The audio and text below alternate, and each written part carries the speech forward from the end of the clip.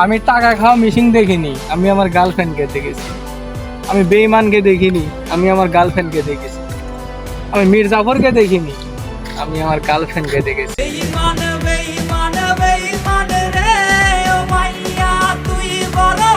সরকারি চাকরি না পেলে তোমার পরিবার আমাকে মেনে নেবে না, আর যদি আমি সরকারি চাকরি পাই তাহলে আমার পরিবার তোমাকে কেন মেনে নেবে?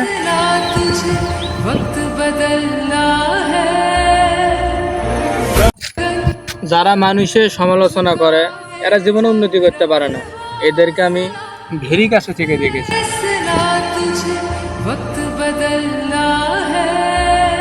যে মানুষগুলো আগে আমাকে চিনো না চেনার ভান করতো, সেই মানুষগুলো এখন তাদের বাড়িতে আমাকে দাওয়াত করার জন্য কাকুতি মিনতি করে। বুঝতে হবে ভাই, মানি ইজ পাওয়ার।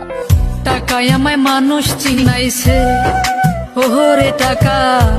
দিন গিয়ে রাত আর রাত গিয়ে দিন, সবাইকে আমার দাওয়াত খাইতে এসে ঈদের দিন। সবাইকে ঈদের অগ্রিম শুভেচ্ছা। ঈদ মোবারক। ঈদ ঈদ ঈদ ঈদ ঈদ এসেছে, ঈদ ঈদ ঈদ ঈদ ঈদ এসেছে।